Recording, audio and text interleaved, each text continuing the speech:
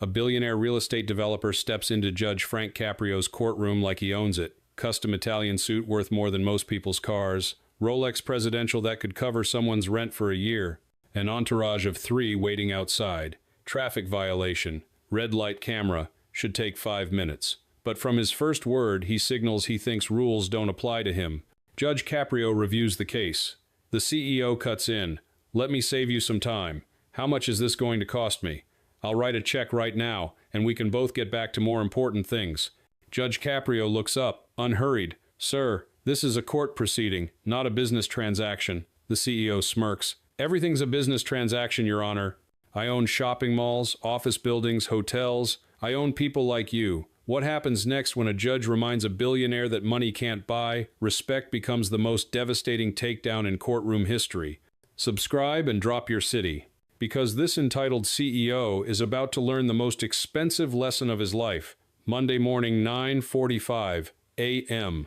The bailiff calls Case 16,294 Richard Ashford violation of traffic control device. Red light camera. A man in his early 50 strides to the podium. Not walks, strides. Everything about him broadcasts wealth. Hermenegildo Zegna suit, perfectly tailored. Hermes tie. Shoes so polished they mirror the courtroom lights. Diamond cufflinks catching every eye. He isn't nervous. He's bored. Judge Caprio glances up. Good morning, Mr. Ashford. Morning. No, Your Honor. Just morning, like colleagues in a cafe line. My time is worth $200. Minute, Mr. Ashford. You're cited for running a red light at Westminster and Weybos. The camera shows your 2024 Bentley Continental entering the intersection 3 seconds after the light turned red. Do you recall this incident? Richard checks his phone, then shrugs. Not specifically. I drive through dozens of intersections daily, but I'm sure it happened. Your cameras don't lie, right? The evidence supports the citation. Yes. Great. So, how much do I owe? He pulls a leather checkbook, actual checks, like it's $1,985. Let's settle this so I can get to my 1030. I have investors flying in from Dubai, and they don't wait. Judge Caprio's face stays neutral, but there's a flicker in his eyes. Mr. Ashford, this isn't about settling. This is a hearing to determine. With respect, Your Honor, I know how these things work. I ran a red light. I'm guilty. I'll pay the fine. Let's skip the theater. You give the number. I write the check. We both move on. Mr. Ashford, the fine for a red light violation is $85. However, $85. He laughs genuinely. Your Honor, I spend more than that on lunch. Let me write $500. Consider it a donation, traffic safety, courthouse renovations, whatever. Judge Caprio's voice firms.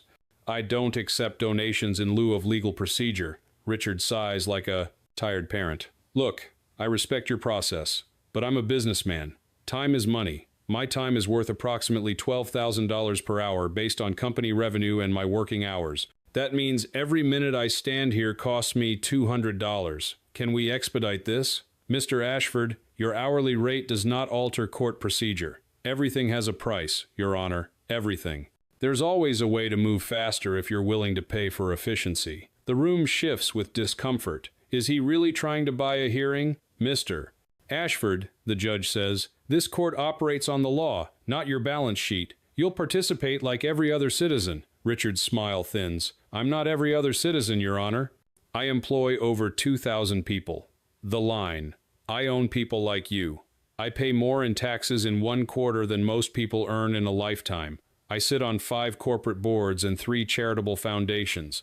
My company is worth $1. $8 billion. That should earn a little flexibility on an $85 ticket. Your success is admirable, Judge Caprio replies, but none of it gives you special treatment here. I'm not asking special, just efficient. Efficient is what everyone gets.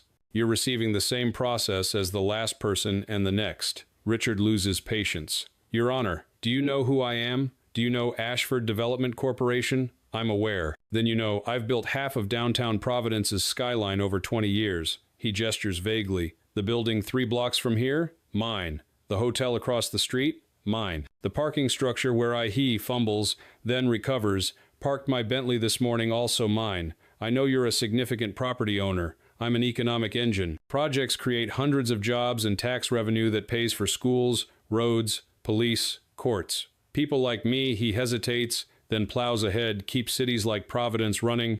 I see, the judge says mildly. And where do people like me fit? In, Richard senses danger, but his ego won't retreat. There's a hierarchy. Some create value, some maintain systems.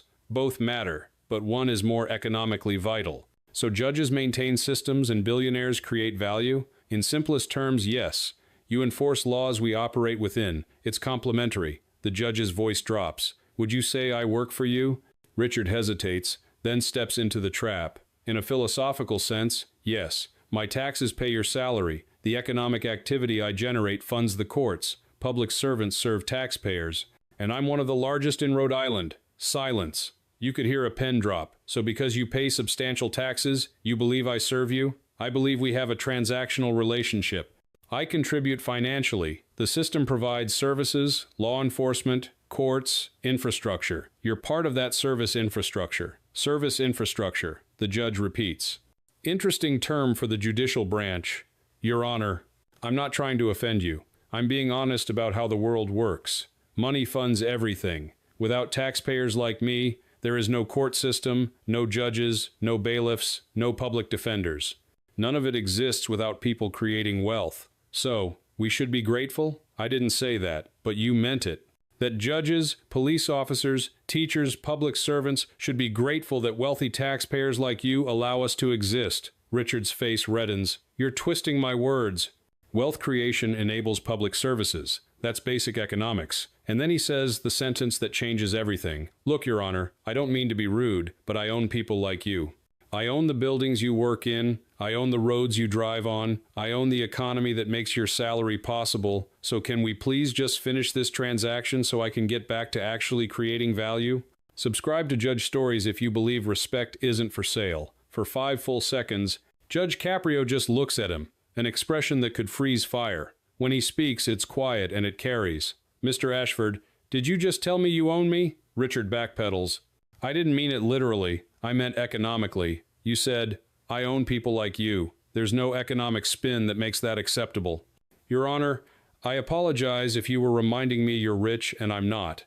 That you create value and I merely maintain systems. That you own buildings while I simply work inside them. That your time is worth $200 per minute and mine is worthless. That's not what I enough, Mr. Ashford. I've been a judge over 30 years. I've seen billionaires and broke students, corporate executives, and homeless veterans. Money doesn't determine character, power doesn't create wisdom, and wealth does not buy respect. Richard goes pale. Your Honor, I sincerely apologize. You were contemptuous. You treated this hearing like a deal you could buy. And, when I didn't bow, you told me you own me. Stop talking. Judge Caprio opens his computer and types slow, deliberate. The room goes so quiet you can hear people breathe. Mr. Ashford. The standard fine is $85. That's what you expected to pay, but this is not a standard situation. He looks up, locking eyes. Under Rhode Island General Law 813, judges have discretion to enhance penalties when defendants show contempt for judicial authority or disregard for public safety and the rule of law. Your behavior today is textbook contempt. You called proceedings theater. You tried to speed justice by overpaying. You said your time is more valuable than court time. You claimed public servants exist because wealthy people allow them to. And you told a judge you own him. Richard's hands shake. Your Honor, I'll pay any fine. I'll donate, just please. Your fine for the red light violation is increased from $85 to $5,000. The room gasps. Richard blanches. $5,000 for running. A red light one. 3 seconds late? No. 85 for the light, 4,915 for contempt of court. That's insane. You can't charge $5,000 for speaking honestly about economics. I'm not charging you for honesty. I'm sanctioning you for contempt for treating this court like a business transaction, for suggesting money exempts you from respect, for telling me you own me. I apologized. I said it came out wrong. You apologized after you saw my reaction. That's not remorse. That's damage control. This is an abuse of judicial power. I'll appeal. My lawyers will. Please do. The appellate court will watch the video of you saying, I own people like you. I'm confident they'll affirm. Richard grasps for leverage. I employ 2,000 people. I have a company to run. Investors.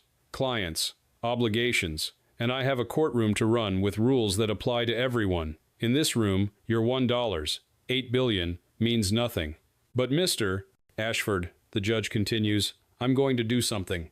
Else something I rarely do. I'm going to teach you a lesson your money hasn't. He makes more notes. In addition to the $5,000 fine, I'm ordering 50 hours of community service. Community service? I'm a CEO. I don't have time for. You'll make time. You told me your time is $200 per minute, so 50 hours equals $600,000 in value. Consider it a donation to the community you claim to support. Richard trembles. Where exactly am I supposed to do this? Providence Community Kitchen. You'll serve meals, clean dishes, take out trash, whatever they need. You're assigning a billionaire to wash dishes? I'm assigning a man who needs humility to serve people he's never noticed. Maybe 50 hours among those struggling to afford meals will teach you that human worth isn't measured in dollars. This is humiliating. No, Mr. Ashford, this is accountability. The clerk takes notes. You have 30 days to pay the $5,000. You have 90 days to complete your 50 hours. Failure to comply will result in a warrant. Do you understand? He can barely speak. Yes. And one more thing. You said you own the building 3 blocks from here and the parking structure where you parked your Bentley. Let me tell you what you don't own. You don't own justice. You don't own respect. You don't own the rule of law. And you absolutely do not own the people who dedicate their lives to public service. I grew up in a working-class neighborhood. My father was a tailor. My mother cleaned houses. They taught me a person's worth has nothing to do with a bank account and everything to do with character. Your character today was lacking. Richard nods, humiliated. You're dismissed. Get to your Dubai investors. Though it may be hard to focus knowing you're $5,000 poorer and facing 50 hours washing dishes. He walks out, head down. The hallway murmurs, some smirks, some satisfaction. Everyone just watched a billionaire get dismantled. Outside, he calls his lawyer, raging, about appeal. The lawyer watches the clip. I own people like you, and sighs. If you appeal, every outlet in America runs this. You'll be the poster child for entitlement. Pay the fine. Do the service. Never speak to a judge like that again. 3 weeks later, Richard shows up at Providence Community Kitchen for his first shift jeans and a polo, still pricey, trying to blend. The manager, Maria, 62, who's run the place 20 years, looks him over. You, the billionaire the judge sent? Yes, ma'am. Ever worked in a kitchen? No, ma'am.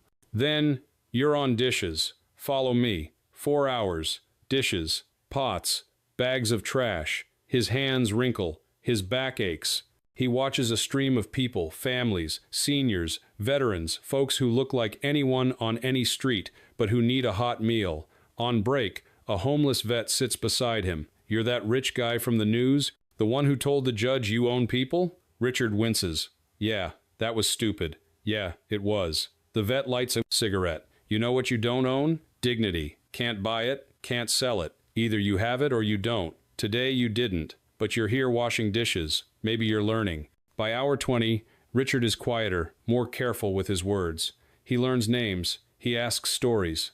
By hour 50, Maria pulls him aside. You surprised me. Most rich folks the judge sends quit after 3 hours. You finished. You worked. Maybe you learned something. I did.